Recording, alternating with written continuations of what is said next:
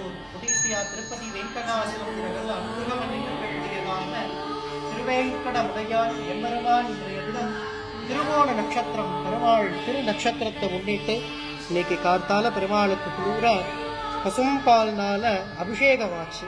பால், தயிர், குங்குமப்பூ, சந்தனம், நல்ல மஞ்சள் ஆகிய மங்கள திரவியங்கள்னால விழுதுக்காப்புன்னு சொல்லக்கூடியதான குங்குமப்பூனால் அபிஷேகமாகி பெருமாள் விசேஷ ஆபரணங்கள் பூஷணங்கள்லாம் சாத்திண்டு உயர்ந்ததான பட்டு வஸ்திரம் திருவேணியில சாத்திண்டு பெருமாள் சேவசாணி தருள்றார்.